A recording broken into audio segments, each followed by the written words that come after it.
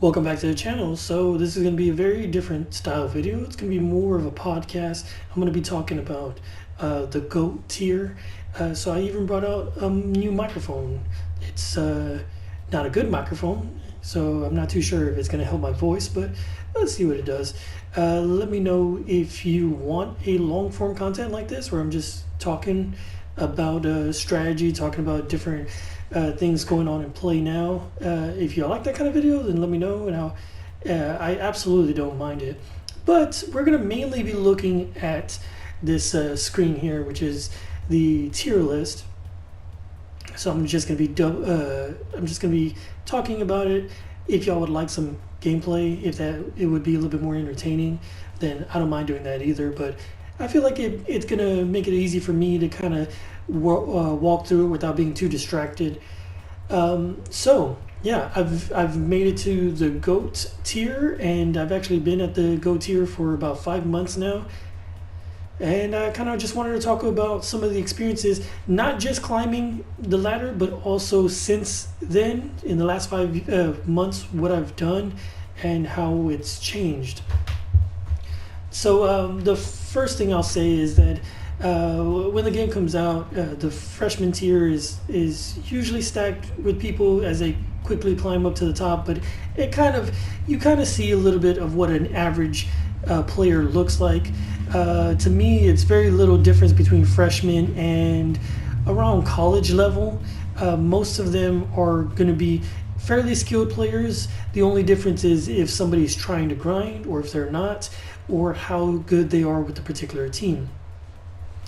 When it comes to grinding to get to the top, the first thing that I did was, you find your teams that you feel comfortable with and try and use those.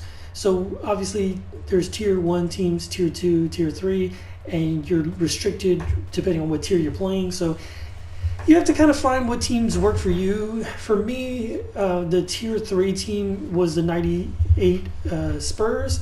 However, tier 2, there's not really a Spurs team up until you get to a certain level. I'm just a Spurs fan, so I like to play with them, but I don't restrict myself to just the Spurs. For instance, in tier 3, I don't always have you have to unlock the teams. So earlier on, you're going to see a lot of the same teams repeating. I think the team that I would use in the meantime would be, honestly, I'm not too sure. I guess the Bulls. I don't really know what team I would like to play with. I try and rush past this as fast as possible because I hate playing with all these teams. So I mean, obvious reasons. You get to the teams that you like, and you just get consistent with those. I'll have some more details on that in a second. Let me just kind of go through the teams that I like. So in tier 2, there's a Spurs team here, obviously. I also like playing with the Mavericks every now and then. I think that's kind of it. The Clippers are here. Clippers are a good team because obviously you have 4 Hall of Famers on the same team. And then that's going to be kind of it for the tier 2. Tier 1 is the tier that most people play, is a tier that people play the most often, and that's because it requires so many wins. Like, look, you can see it right here. 6 wins where I only need 1 of tier 3. And the game does that intentionally because they want you playing with good teams. They don't want to force you to play with bad teams. Everybody wants to play with good teams. In tier 1, the teams that I like the most would be possibly 76ers,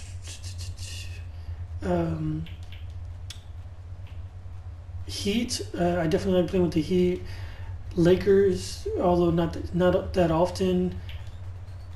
I think I used to play with the Suns, but not since they traded Chris Paul. I can see myself playing with the Timberwolves, and then the Warriors. But everybody plays the Warriors, so it gets kind of boring. Once I unlocked the teams that I want, I'll usually play with either the 13-14 Spurs, or my personal favorite is going to be the 05 Spurs. I use that team quite a bit. It's pretty helpful to get really good at playing with the team because then it makes it easier. Obviously, if you're trying to push yourself a little bit, then you kind of want to mix it up. Uh, the all-time Spurs I play with sometimes, but since it's a very very high-tiered team, I don't want to go up against other high-tier teams because then it's going to put me up against like the all-time Lakers, and it's difficult to play against the all-time Lakers when they have basically a team full of top 10 players, which is kind of ridiculous. In tier two, the other team I like to play with is the 11 Mavericks or the '07 Cavaliers, and I might mention them again later on. '03 Mavericks, and that's basically it. So those are all the teams that I play with. Now let me talk about the teams that you're going to see often. You're going to see a lot of ISO players, ball dominant players, somebody that you can just easily match up. So not too much 76ers. You'll see a lot of Bucks because it's easy to play with Giannis. You just drive and attack the rim. Lillard's also pretty good. You'll see a lot of Celtics. You'll see a lot of LeBron Lakers. Lately, you see Nuggets because the Nuggets were in the playoffs. Anytime there's a playoff team, then you'll see the playoff team out there. You'll see a little bit of Durant, Suns, and then you always see Warriors. Everybody's a big Steph Curry fan, so you see a lot of Warriors all the time. But to go swing back around one more time, yes, you're going to see a lot of key players being used, but you'll also see a team where most people can shoot. So if we take a look at the Bucks, Chris Middleton can shoot. Brook Lopez can shoot. If your bigs can shoot, then that means that the team's going to be used. Another team here, Porzingis can shoot. Sometimes the people will put in Al Horford. Horford can shoot as well. So teams like that, you always see, like with the Lakers, before Rui was starting, and they would have a different center in there. You'll still see people sub out the center for Rui. You constantly see a lot of lineups where people can shoot. You rarely see a team come in with where you can't play five out. Same applies for the lower tiers. As you're climbing the ladder, you're going to see lower tier teams because you also have to see lower tier teams.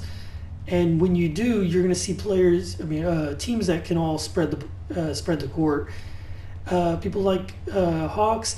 The Pelicans are a big one because Zion can isolate one-on-one, and then they try and space the floor out after that.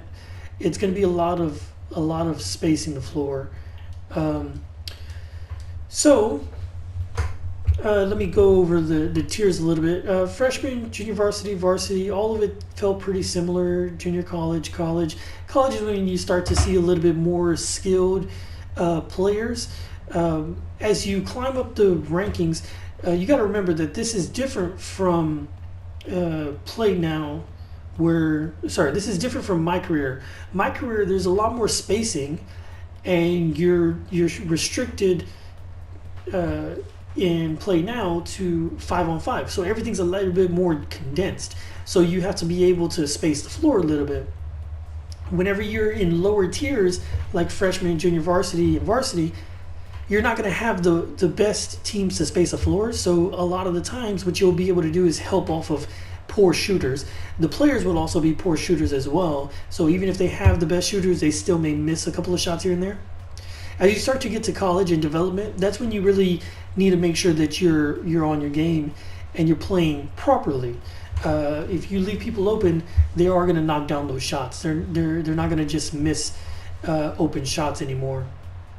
You'll also start to see a little bit more of a system in place. Now, there's a few different styles of what people will do. You'll see people who will change their settings and they'll run a handful of plays, like 2 or 3. And from those 2 or 3 plays, they'll run them constantly, and they'll have counters to those plays. So when you make some adjustments, you'll have to have your adjustments for those adjustments already ready. So you'll have to be prepared for that. You also see people who spam pick and roll. Now the pick and roll automatically puts you at a 5-out alignment. So whenever they call that, they'll at the same time spread the floor. So if you try and do zone or something like that, you have to have backup options for that as well. Because as you start to get higher up, people are better at understanding who the open player is in those against your defense. So you'll get people who also isolate just one-on-one. And there's two different kinds. There's the kinds that are like Steph Curry, where they're isolating just to try and shoot a three.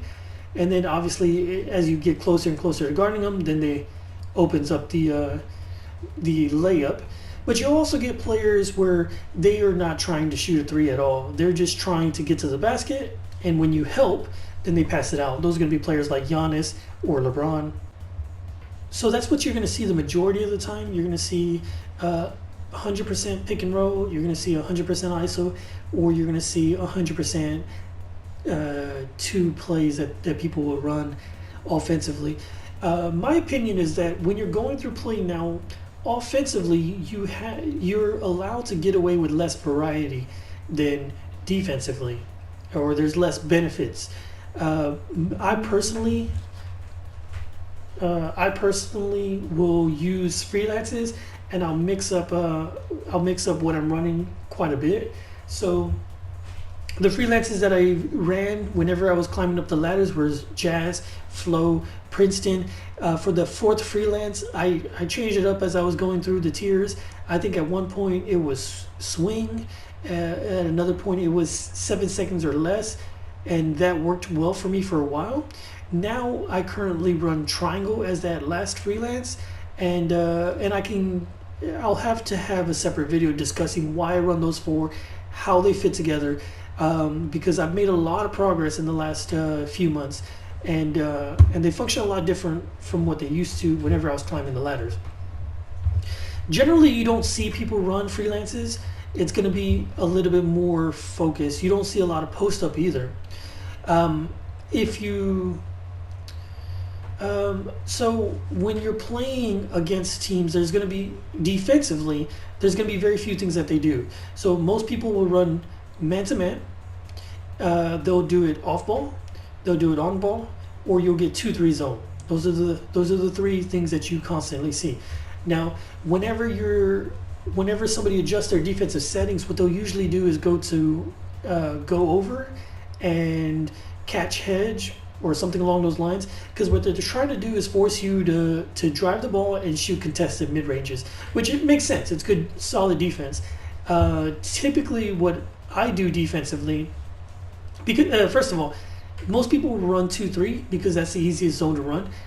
If they run 2-3 and they're just trying to, they'll only use that if they're either they can't stop you, so they're running out of options, or B, that is their main defense, in which case they're usually going to be pretty good at it. Now, what I chose to run defensively was a combination of things. It's hard to match up one-on-one defensively if you're in a 5-out alignment, if you're against a really good player, and most of the players come from my career or something like that, so they're used to isolating. So it's hard to match up in those situations if they're really good at spacing the floor. So in my opinion, what you have to do is you have to mix it up defensively. To do this, you have to practice a certain set defensively and just focus on that one concept. The next day you focus on a different concept. The next day you focus on a different concept. So, for instance, one day I may just run nothing but 2-3 zone. Next day I may run nothing but 3-2 zone, and so on. And I'm constantly trying to mix it up and making sure that I'm practicing my weaknesses. Why 3-2? There's a few reasons, and I can go into more depth in a different video, but the reason why you run 3-2 is, first, very few people run it. This means that, yes, the opponent is not going to be used to seeing it, but the other thing is that, since nobody runs it, nobody really understands how to use it. If you push yourself to use it, then you can start to understand what the rotations are and get a little bit better at actually using that and keeping that as a part of your tool bag on how to stop the opponent. So those are two things right there. There's advantages situationally. There's advantage in terms of personnel, but I definitely try and use 2-3.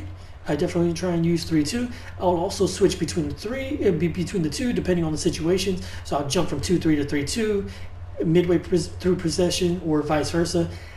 If I see a certain situation come up, I'll jump from 3-2 back to 2-3, or from zone to man, or depending on how the players are lined up. If I feel like I can jump to a zone, then I'll jump to a zone. So there's a lot of different situations that go involved into that, but you have to kind of keep an eye on that. And the goal here is to cause confusion, which helps your defense, because now you don't have to just rely on off balling. You don't have to rely on all ball defense. You can also throw in something to the mix where now the offensive player breaks their rhythm. They don't know, are they going to be in a zone? Are they going to be a man? Are they still in a zone? Are they still in a man? And it constantly breaks it up and confuses it. Which zone are they?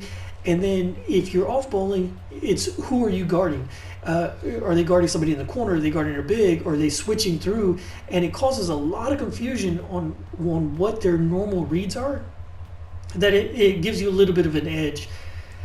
That being said, you also have to have solutions to their actions. You can't have just a variety just for the sake of variety. You have to have a plan on what you're going to do against certain looks. So, for instance, if I know somebody's just spamming pick and roll, what you have is, you got that 5-out alignment, the guy gets screened, and they're able to shoot off of that, or more importantly, they get a switch and they're allowed to post up on with the big because they got the switch. So if I know that they're going to do that, I can go straight to a 2-3 zone. A 2-3 zone matches up well with the pick and roll alignment. Once the pick and roll is complete, and I know that we're not going to allow the switch, then I can jump back into a man-to-man. Or depending on how I play it, I can jump to a 3-2 or whatever. So basically, I have to have actions designed to stop what they're doing.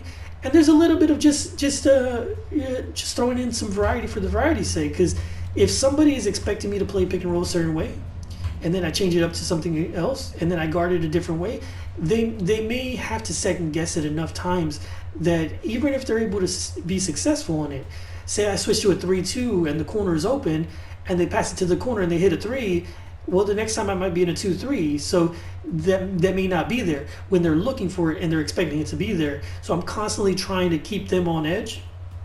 And that helps get a little bit of confusion.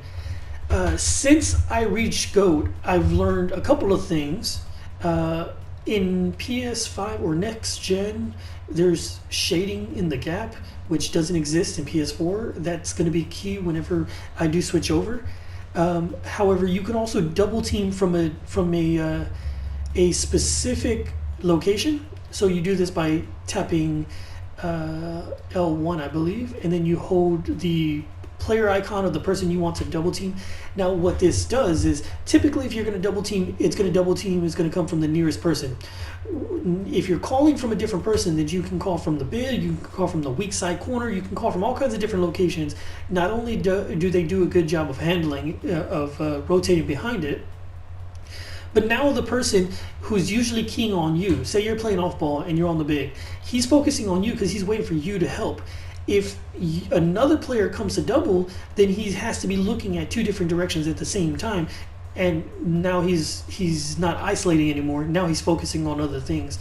Late in the shot clock, you always want to kind of buckle down and just play solid defense. So if the ball gets deflected and there's 5 seconds left, I'm just going to play man, force him to beat me one-on-one with 5 seconds.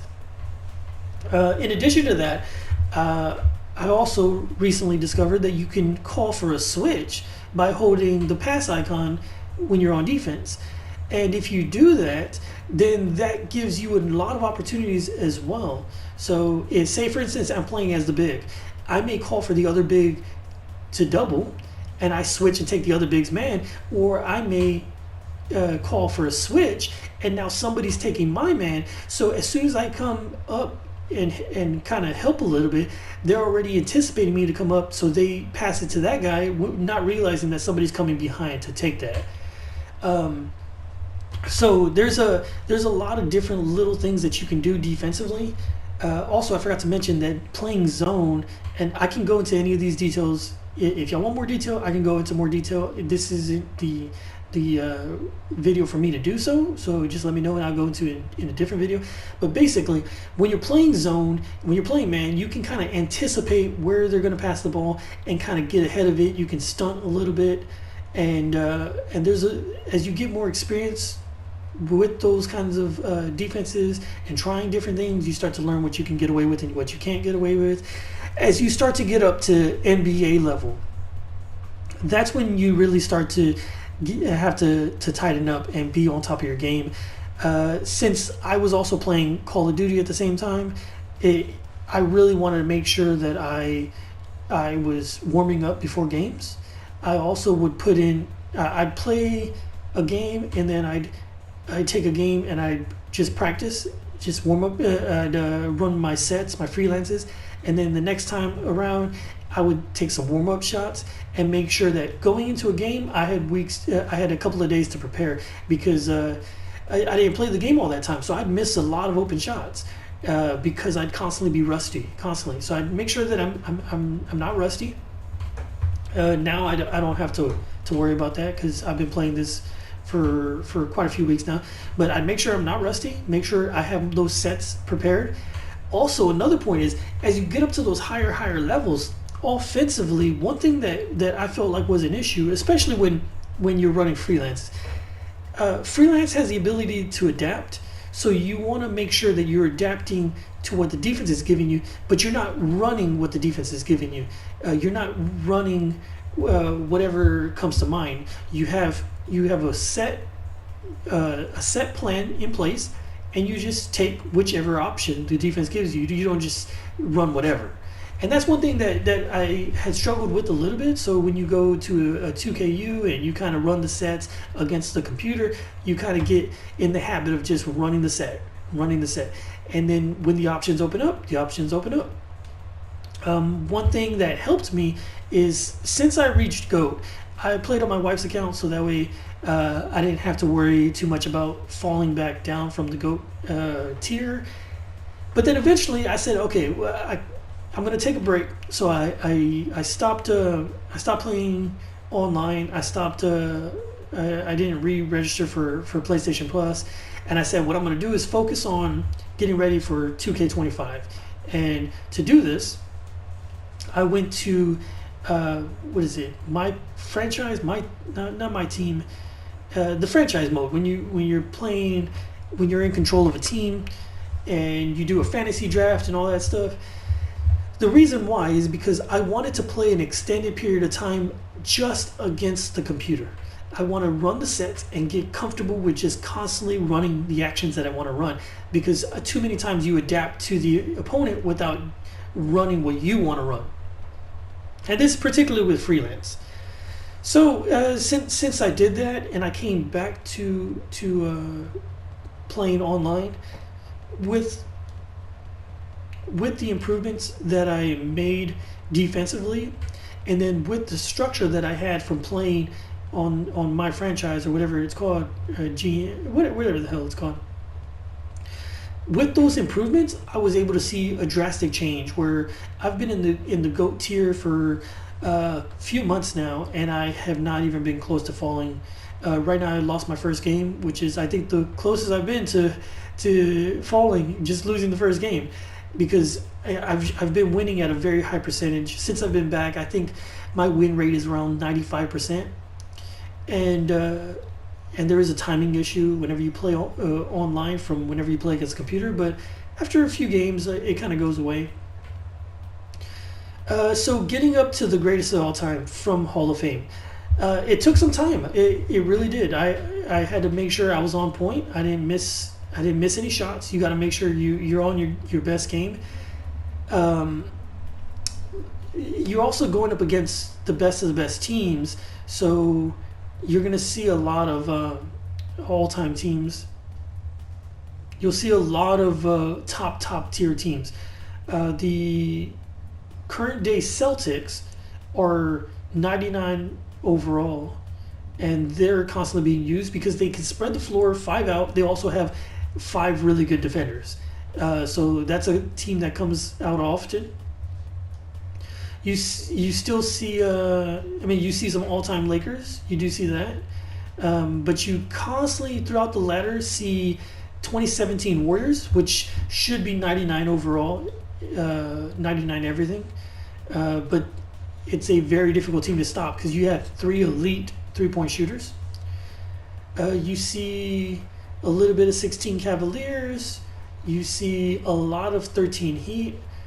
Let's see what else we got here. You see a good amount of 2004 Lakers because that's a 99 overall team.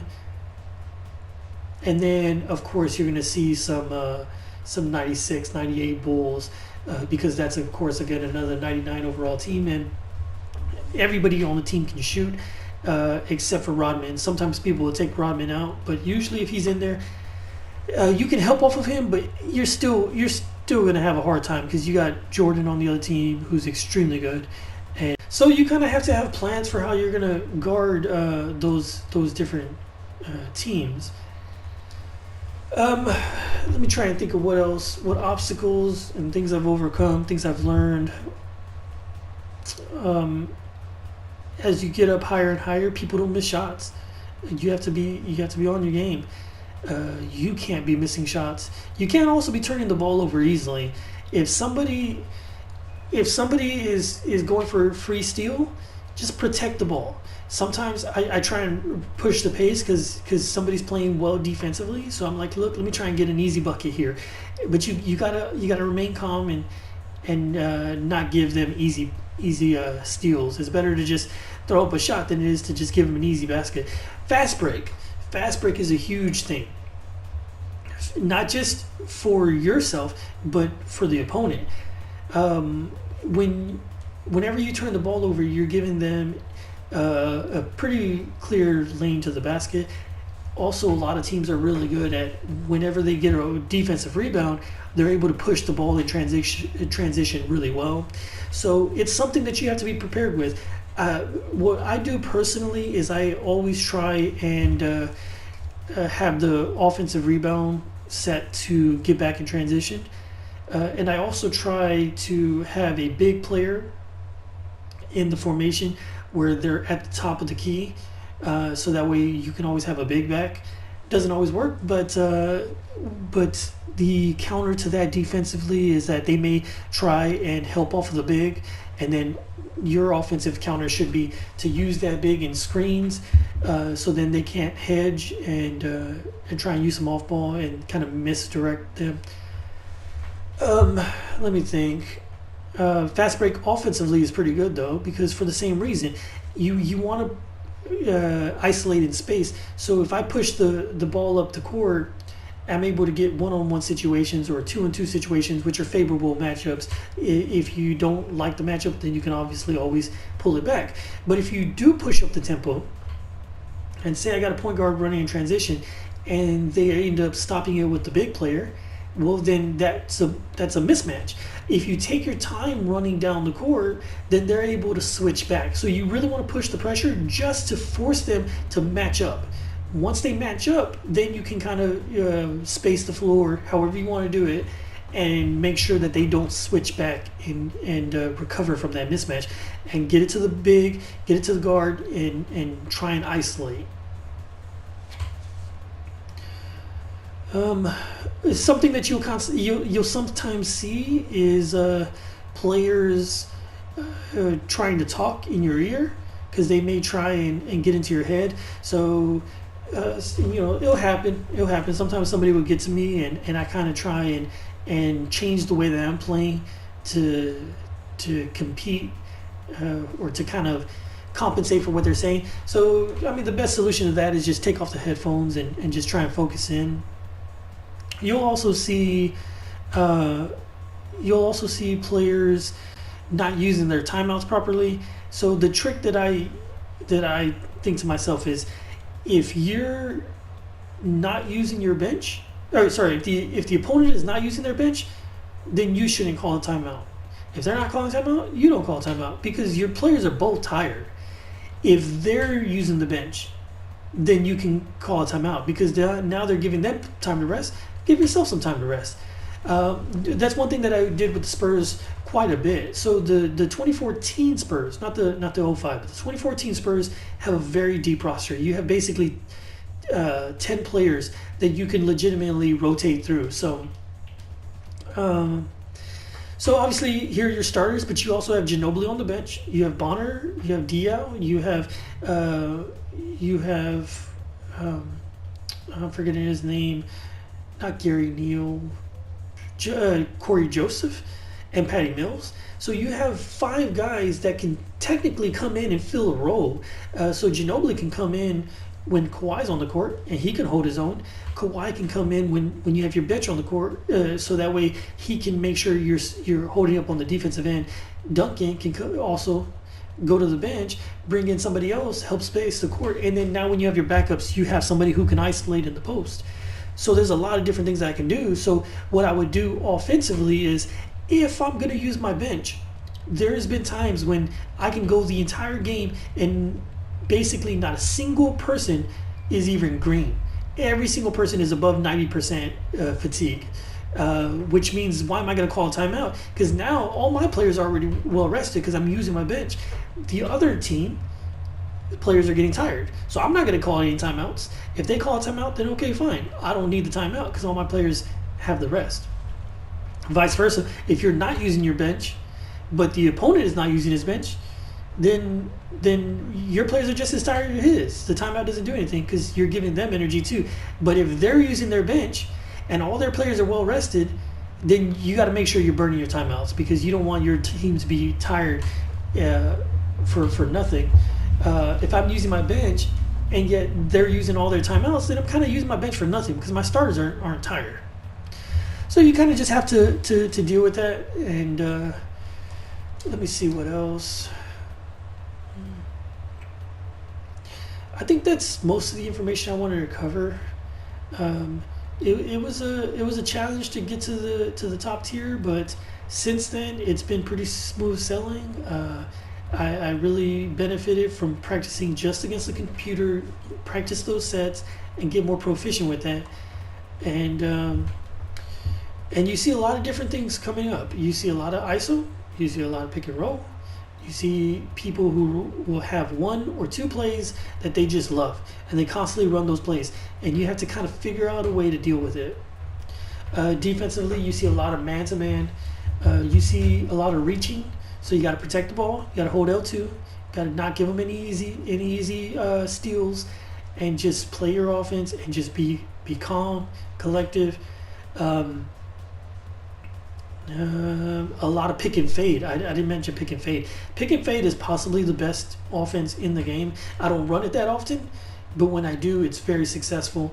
If I was better at it, then that would just increase the skill exponentially. Pick and fade is almost nearly unstoppable, especially if all 5 of your players can shoot. But it's a high skill offense to run, because you got to make sure that you're screening it well. You got to make sure that you're knocking down every single shot. Nobody's missing. But personally, I really do like the aesthetic of running freelances. The freelances that I run are pretty varied. It's like a professional offensive team, if not more so. Like I run plays, and it's what I enjoy.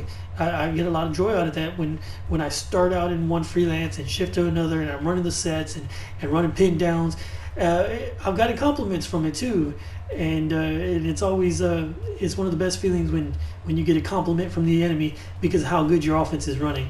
Dribble handoffs. I forgot to mention that. Dribble handoffs are something that are extremely underutilized.